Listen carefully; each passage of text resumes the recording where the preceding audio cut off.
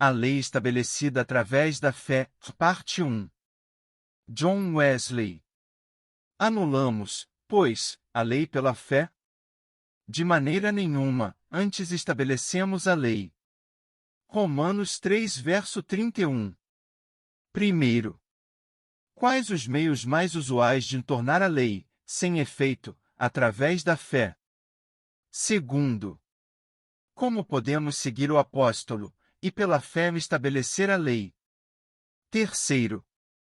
Nós podemos tornar a lei sem efeito, na prática, vivendo como se a fé fosse designada para nos isentar da santidade. Primeira parte. No início da Epístola de Paulo, ele escreveu sua proposição geral, ou seja, a de que o Evangelho de Cristo é o poder de Deus para a salvação de todo aquele que crê, os meios poderosos, por meio dos quais Deus torna cada um que crê um parceiro da salvação eterna e presente, mostrando que não existe outro caminho debaixo do céu, pelo que os homens possam ser salvos.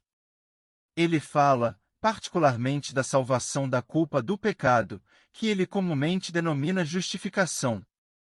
Ele prova com vários argumentos, endereçados aos judeus, assim como aos pagãos, que todos os homens têm necessidade disto, que ninguém pode advogar a sua própria inocência. Disto, ele infere, no verso 19 deste capítulo, que em toda a boca, quer de judeus ou ateus, deve ser fechada, de desculpar-se ou justificar a si mesma, e que todo mundo tornou-se culpado, diante de Deus. Portanto, ele diz, pela sua própria obediência, pelas palavras da lei, nenhuma carne será justificada, diante dele. Mas, agora, a retidão de Deus, sem a lei, sem nossa obediência prévia a esta, é manifestada, até mesmo a retidão de Deus, que, pela fé em Jesus Cristo, junto a todos, e para todos os que creem, porque não existe diferença, já que a necessidade deles da justificação, ou da maneira, como eles a obtêm, a imagem gloriosa de Deus, por meio da qual eles foram criados, e todos, que a obtiveram, são justificados livremente, pela sua graça, através da redenção que está em Jesus Cristo, a quem Deus enviou para a expiação, através da fé em seu sangue, para que ele possa ser justo, e também o justificador daquele que acredita em Jesus, sem qualquer impedimento para a sua justiça, já que ele mostraria misericórdia por causa da conciliação. Portanto, nós concluímos, o que foi a grande posição que ele empreendeu estabelecer, que um homem é justificado pela fé, sem as obras da lei. Versos 20 ao 28. 2.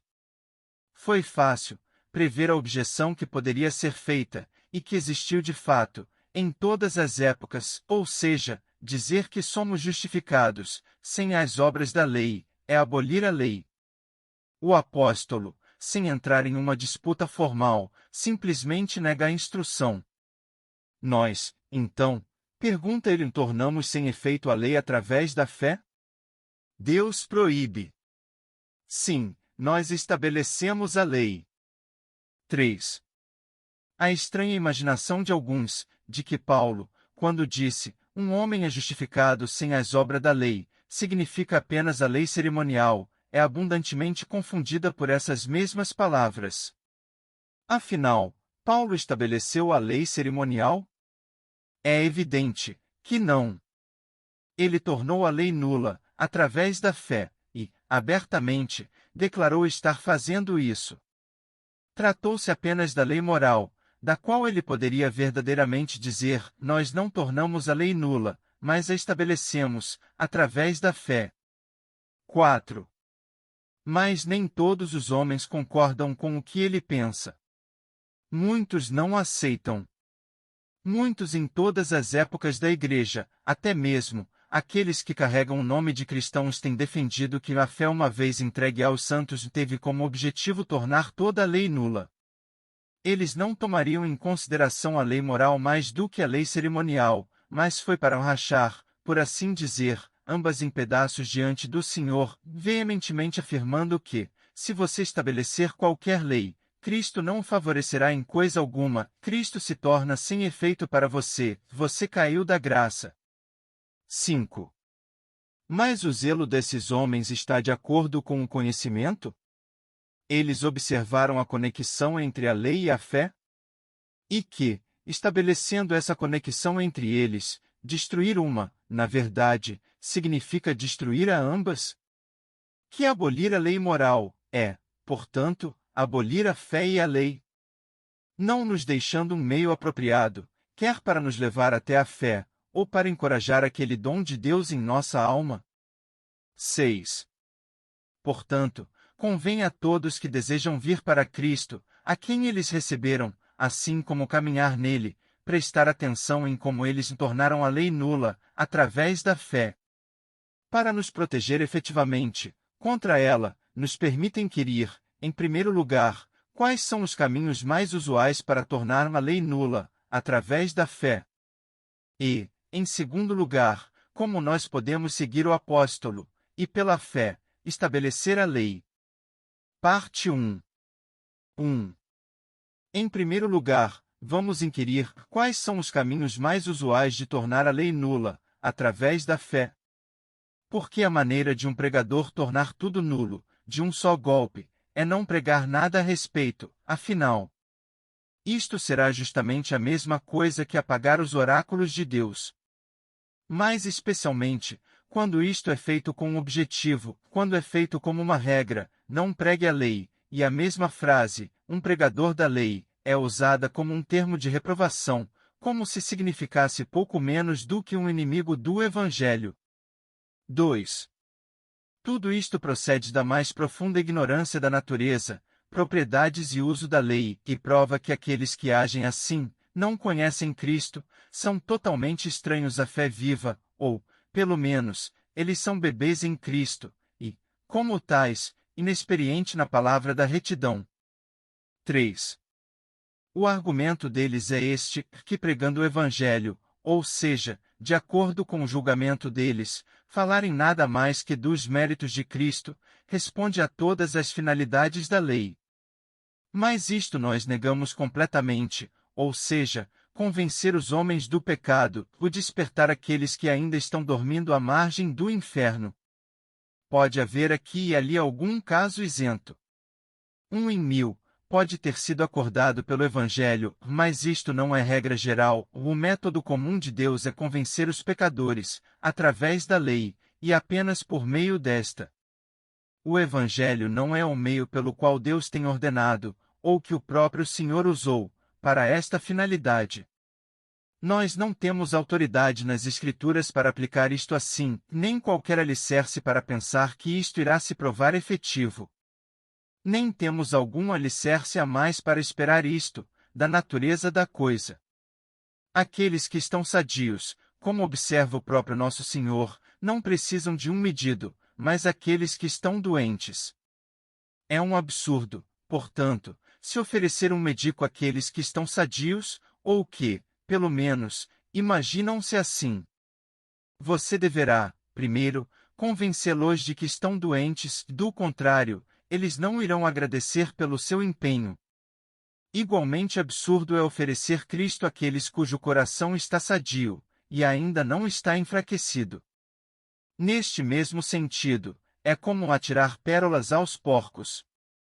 Sem dúvida, eles irão pisoteá-las, e isto é nada mais do que você ter motivos para esperar que eles também possam se voltar contra você e despedaçá-lo. 4. Mas, embora não exista uma ordem nas Escrituras, oferecendo Cristo para o pecador desamparado, ainda assim, não existem precedentes bíblicos para isto? Eu penso que não, eu não conheço coisa alguma a respeito. Eu acredito que você não pode conseguir algum, quer dos Evangelhos, ou dos Atos dos Apóstolos. Nem você poderá provar que esta tem sido a prática de alguns dos apóstolos, em qualquer uma das passagens em todos os seus escritos. 5. Mais do que isto, o apóstolo Paulo não diz em suas primeiras epístolas aos Coríntios, nós pregamos Cristo crucificado? 1 verso 23, e em sua última, nós não pregamos a nós mesmos, mas a Cristo Jesus, o Senhor? 4 verso 5. Nós admitimos ao restante a causa dessa discussão, trilhar seus passos, seguir seu exemplo. Mas apenas pregue, exatamente como Paulo pregou, e o debate chega ao fim. Porque, embora estejamos certos de que ele pregou Cristo de maneira tão perfeita, como cabe ao principal chefe dos apóstolos, ainda assim, quem pregou a lei mais do que Paulo? Portanto, ele não pensava que o Evangelho respondia à mesma finalidade. 6. Mesmo o primeiro sermão de Paulo conclui nestas palavras: através dele todos os que creem são justificados em todas as coisas, de maneira que não podemos ser justificados pela lei de Moisés. Cuidem, portanto, a fim de que não venha sobre vocês o que foi falado dos profetas: vede, ó desprezadores, e espantai-vos e desaparecei, porque opera uma obra em vossos dias, obra tal que não crereis, se alguém vô-la contar. Atos 13 versos 39 ao 40. Agora, é declarado que tudo isto é pregar a lei, no sentido em que vocês entendem o termo, mesmo que grande parte dele, se não toda, seus ouvintes, fossem tanto judeus, ou prosélitos religiosos, portanto, provavelmente muitos deles, em algum grau, pelo menos, já condenados pelo pecado. Ele primeiro lembra eles que eles não serão justificados pela lei de Moisés, mas apenas pela fé em Cristo e, então, severamente intimidá-los com os julgamentos de Deus, que está no sentido mais forte, pregando a lei. 7. Em seu discurso seguinte, aquele para os ateus em Listra, Atos 14 verso 15 em diante, nós não encontramos tanto mais que o nome de Cristo, todo o teor dele é que eles pudessem abandonar aqueles ídolos vãos, e voltassem para o Deus vivo. Agora, confessem a verdade, vocês acreditam que se vocês estivessem lá, vocês teriam pregado muito melhor do que ele? Eu não me surpreenderia, se vocês pensassem também que a pregação dele, de tão imprópria, justificou ele ter sido tão maltratado, e que o fato de ter sido apedrejado, foi um julgamento justo que ele recebeu por não pregar a Cristo. 8. Para o carcereiro, de fato, quando ele entrou na cela onde Paulo e Silas estavam, e tremendo, caiu diante deles, dizendo: Senhores, o que mais preciso fazer para ser salvo? Eles imediatamente disseram: creia no Senhor Jesus Cristo, Atos 16 versos 29 e 30. Mas, no caso de alguém tão profundamente convencido do pecado, quem não teria dito o mesmo? Não obstante, aos homens de Atenas, vocês o encontram falando de uma maneira completamente diferente, reprovando a superstição, ignorância e idolatria e firmemente levando-os para o arrependimento, por conta do julgamento futuro e da ressurreição dos mortos. Atos 17 versos 24 ao 31, porquanto tem determinado um dia em que com justiça há de julgar o mundo, por meio do homem que destinou, e disso deu certeza a todos, ressuscitando dentre os mortos. Igualmente, quando Félix foi mandado a Paulo, com o propósito de que ele pudesse ouvi-lo, concernente à fé em Cristo, em vez de pregar Cristo em seu sentido, o que provavelmente teria feito o governador tanto zombar, quanto contradizer, ou blasfemar, ele falou da justiça, temperança e julgamento que viria, até que Félix, insensível como era, tremeu. 24 versos 24 e 25. Vão. Trilhem os passos de Jesus. Preguem Cristo para o pecador desamparado, raciocinando sobre a justiça, temperança e o julgamento que virá. 9. Se você disser, mas ele pregou Cristo de diferentes maneiras em suas epístolas, eu respondo, ele não pregou lá, afinal, não no sentido em que falamos, porque pregar, em nossa presente questão, significa falar diante de uma congregação. Mas acenando a isto, eu respondo. Suas epístolas são dirigidas, não para os não-crentes, tais como aqueles dos quais estamos falando, mas para os santos de Deus, em Roma, Corinto, Filipe e outros lugares. Agora, sem dúvida, ele falaria mais de Cristo a esses do que àqueles que estavam sem Deus no mundo. E, ainda assim, cada uma dessas está cheia da lei, até mesmo as epístolas aos Romanos e aos Gálatas, nas quais ele faz o que ele denomina pregar a lei, e isto para os crentes, assim como para os não crentes. 10. Disto tudo, fica claro que vocês não sabem o que é pregar Cristo, no sentido do apóstolo. Porque, indubitavelmente, Paulo julgou que pregava Cristo, tanto para Félix, quanto em Antioquia, Listra e Atenas, de quais exemplos, todo homem de discernimento deve inferir, que não apenas declarando o amor de Cristo aos pecadores, mas também, declarando que ele virá dos céus em fogo, no sentido do apóstolo, pregar a Cristo, e no sentido bíblico completo da palavra. Pregar a Cristo é pregar o que ele tem revelado no Velho ou no Novo Testamento, de modo que você está realmente pregando a Cristo, quando você está dizendo, o ímpio deverá ir para o inferno, e todo o povo que se esquecer de Deus, da mesma forma, quando você diz, observem o Cordeiro de Deus, que tira os pecados do mundo. 11. Considere isto bem, que pregar Cristo é pregar todas as coisas que Cristo tem falado, todas as suas promessas, todas as suas advertências e comandos, tudo o que está escrito em seu livro, e, então, você irá saber como pregar Cristo, sem tornar a lei nula. 12. Mas bênçãos maiores não atendem os discursos em que nós particularmente pregamos os méritos e sofrimento de Cristo? Provavelmente, quando nós pregamos para a congregação de murmuradores, ou de crentes, esses serão atendidos com bênçãos maiores, porque tais discursos são peculiarmente adequados ao seu estado. Pelo menos, esses irão transmitir usualmente maior conforto. Mas esta não será sempre a bênção maior. Eu poderei, algumas vezes, receber uma muito maior, através de um discurso que me dilacere o coração e me reduza ao pó. Eu não receberia este conforto, nem mesmo, se eu pregasse ou ouvisse algum discurso, a não ser sobre os sofrimentos de Cristo.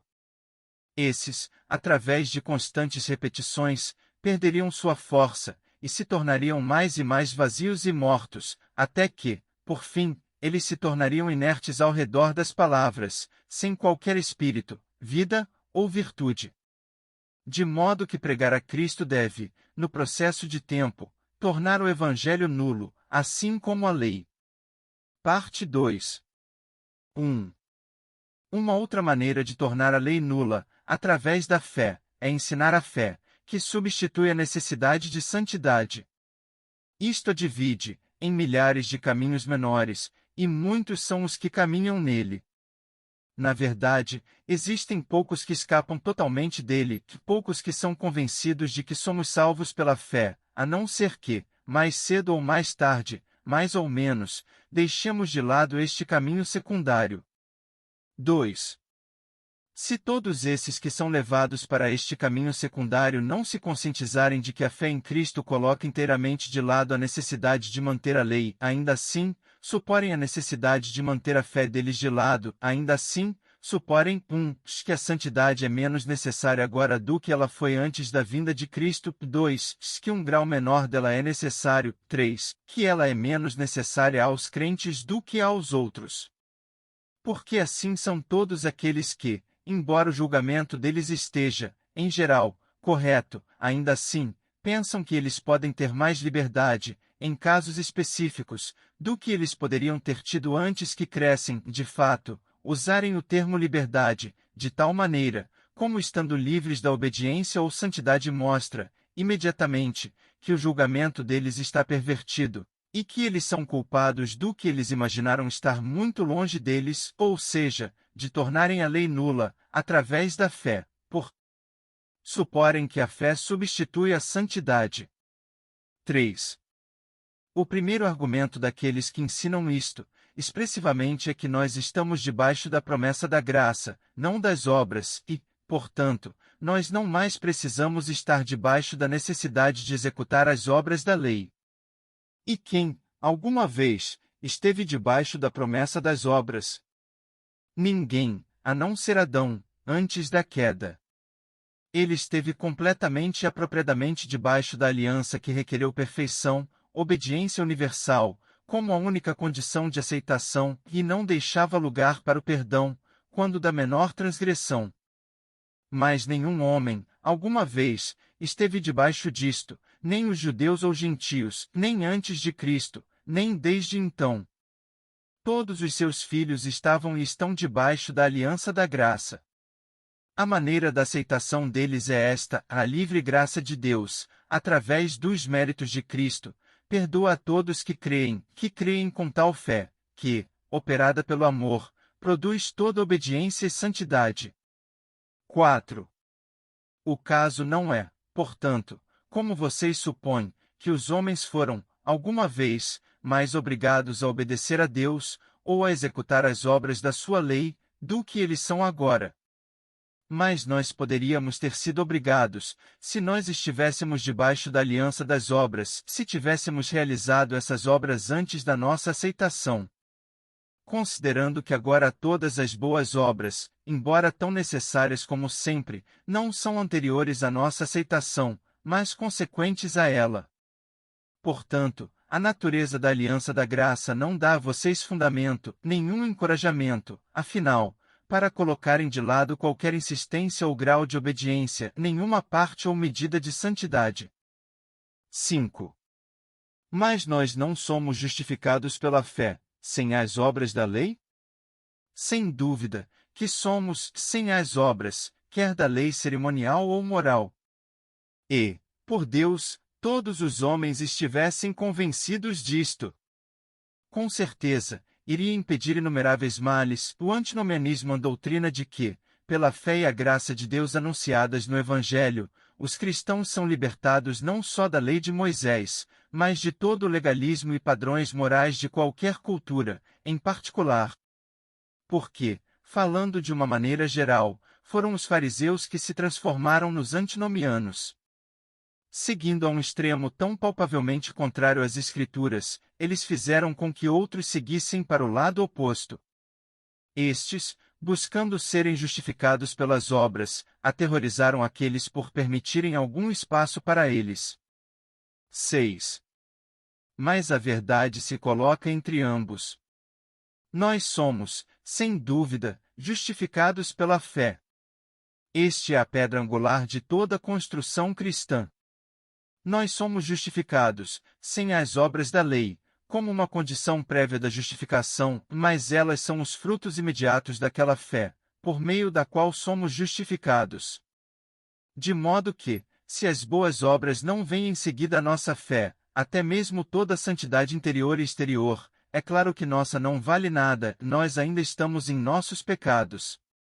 Portanto, já que somos justificados pela fé, até mesmo por nossa fé, sem as obras, não existe fundamento para tornar a lei nula através da fé, ou para imaginar que a fé é uma dispensação de algum tipo ou grau de santidade.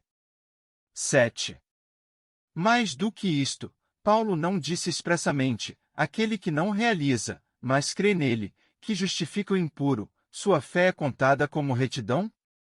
E não se conclui disto que a fé está, para o crente, no lugar da retidão? Mas, se a fé está no lugar da retidão ou da santidade, qual a necessidade que existe desta também? Isto, se deve reconhecer, chega ao ponto, e é, de fato, o principal pilar do antinomianismo. E ainda assim, não precisa de uma resposta longa e elaborada. Nós admitimos, que Deus justifica o impuro, aquele que, até aquele momento, está totalmente impuro, cheio de toda maldade, nulo de todo o bem. 2. Que ele justifica o impuro que não realiza as boas obras, que, até aquele momento, não as praticou, nem poderia, porque de uma árvore má não se colhe bons frutos. 3. Que ele justifica ele, pela fé somente, sem qualquer santidade ou retidão precedente. E 4. Que a fé, então, considerada como retidão, ou seja, por preceder a retidão, quer dizer, Deus, através dos méritos de Cristo, aceita aquele que crê, como se ele já tivesse cumprido toda a retidão. Mas o que é tudo isto para o seu ponto? O apóstolo não disse, quer aqui, ou em qualquer outro lugar, que esta fé é contada para ele, por retidão subsequente.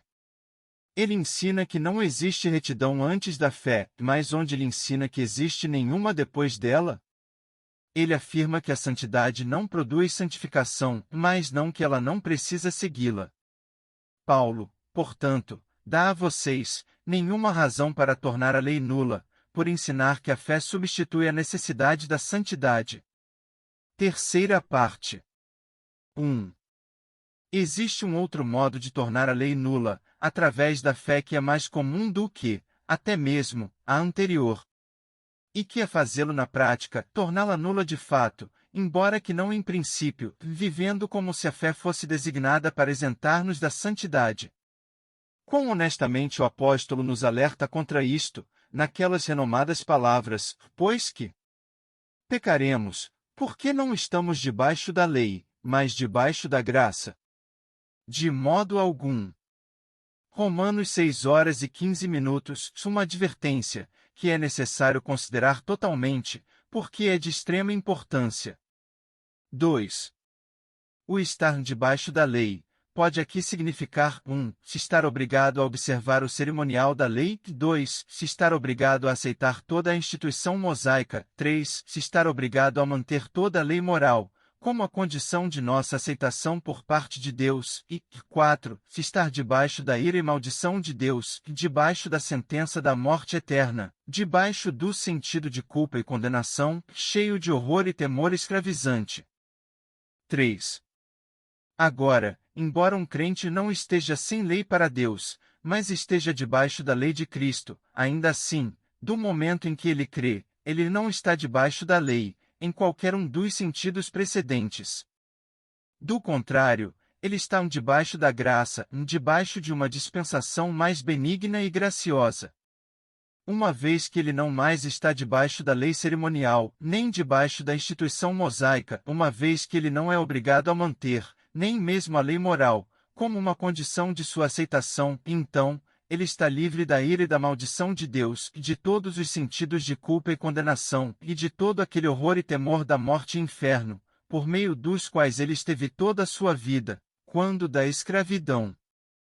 Agora ele pode executar o que, debaixo da lei ele não podia, a obediência desejada e universal. Ele não obedece mais por causa do temor escravo, mas por um princípio mais nobre, ou seja, a graça de Deus, dominando seu coração e fazendo com que suas obras sejam forjadas no amor. 4. Será que esse princípio evangélico é menos poderoso do que o legal? Será que nós somos menos obedientes a Deus, através do amor filial, do que quando tínhamos medo servil? Seria bom, se este não fosse um caso comum, se este antinomianismo prático, este caminho desapercebido de tornar a lei nula, não tivesse infectado milhares de crentes. Ele ainda não infectou vocês? Examinem-se honesta e minuciosamente. Vocês não fazem agora o que vocês não ousariam ter feito, quando vocês estavam debaixo da lei, ou, como nós comumente denominamos, debaixo da convicção. Por exemplo, vocês não se atreveram a viciar-se em alimento, vocês fizeram uso apenas do que era necessário, e de um tipo menos dispendioso? Vocês não se permitem mais liberdade agora? Vocês não favorecem a si mesmo um pouco mais do que antes? Ó! Cuidem, a fim de que vocês não pequem, porque não estão debaixo da lei, mas porque estão debaixo da graça. 5. Quando vocês estavam debaixo da convicção, vocês não se atreveram a favorecer a luxúria dos olhos em qualquer que fosse o grau. Vocês não fariam coisa alguma, grande ou pequena, meramente para gratificar a curiosidade. Vocês cuidariam apenas da limpeza e necessidade, ou, no máximo, de uma conveniência moderada, tanto no mobiliário, quanto na vestimenta, superficialidade e ornamentos de qualquer tipo, assim como andarem na moda, tudo isto era um terror e uma abominação para vocês. Vocês são assim ainda? A consciência de vocês é tão cuidadosa agora com essas coisas, como ela era até então. Vocês ainda seguem a mesma regra no mobiliário e no vestuário, desprezando toda ostentação, toda superficialidade, todas as coisas inúteis, todas as coisas meramente ornamentais, por mais que estejam na moda? Antes, vocês não têm recuperado o que vocês, uma vez, deixaram de lado e o que vocês não poderiam, até então, fazer uso, sem perturbar suas consciências?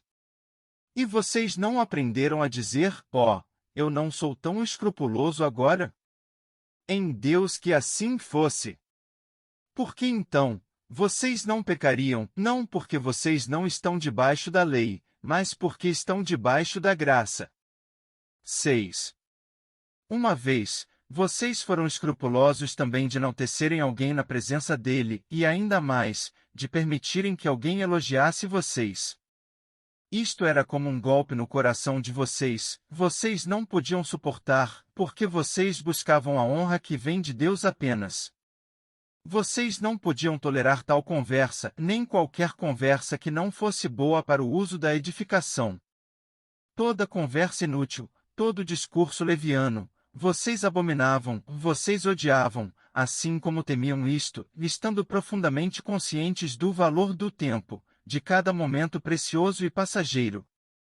De igual maneira, vocês temiam e abominavam os gastos desnecessários, valorizando seu dinheiro apenas menos do que seu tempo, e preocupados a fim de que vocês não fossem considerados mordomos infiéis, até mesmo, da riqueza maléfica da iniquidade.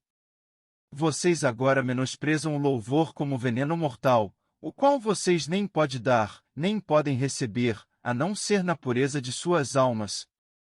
Vocês ainda temem e abominam toda conversa que não tenda ao uso da edificação, e trabalham para melhorar cada momento, para que ele não possa passar sem torná-los melhores do que ele encontrou vocês. Vocês estão menos cuidadosos quanto ao gasto ambos do dinheiro e do tempo? Vocês agora não podem dispor de ambos, como vocês não poderiam fazer outrora. Ai de mim! Como aquilo que poderia ter sido para a saúde, provou ser para vocês uma chance de queda. Como vocês puderam pecar, não porque vocês não estavam sob a lei, mas porque vocês estavam sob a graça. 7. Deus proíbe que vocês possam continuar desse jeito, e transformar a graça de Deus em lascívia. Lembrem-se com clara e forte convicção vocês tiveram, no que diz respeito a todas essas coisas. E, ao mesmo tempo, vocês estavam completamente satisfeitos com aquele de onde procedeu aquela convicção. A palavra disse a vocês que vocês estavam iludidos, mas vocês sabiam que se tratava da voz de Deus. Nessas coisas vocês não eram tão escrupulosos, então, mas agora vocês não são escrupulosos o suficiente. Deus manteve vocês mais tempo naquela escola dolorosa, para que vocês pudessem aprender aquelas grandes lições mais perfeitamente. E vocês já se esqueceram delas? Ó! Reúna-as antes que seja muito tarde. Vocês já não sofreram muitas coisas em vão? Eu confio que ainda não foi em vão. Agora usem a convicção, sem a dor. Pratiquem a lição, sem o castigo. Não deixem que a misericórdia de Deus pese menos para vocês agora, do que sua indignação veemente fez anteriormente. O amor é uma razão menos poderosa do que o medo? Se não, que seja uma regra imutável, eu nada farei agora que estou debaixo da graça, que eu não me atrevi a fazer, quando estava debaixo da lei. 8. Eu não posso concluir este assunto, sem exortá-los a examinarem a si mesmos, igualmente, no tocante aos pecados da omissão.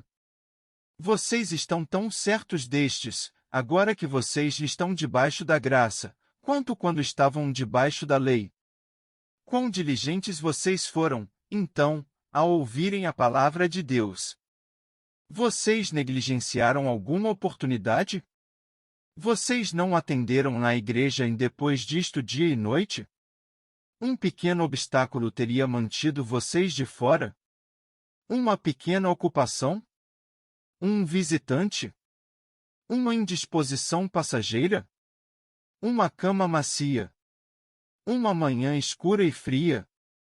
Vocês, então, não jejuaram, frequentemente, ou usaram de abstinência ao extremo do poder de vocês?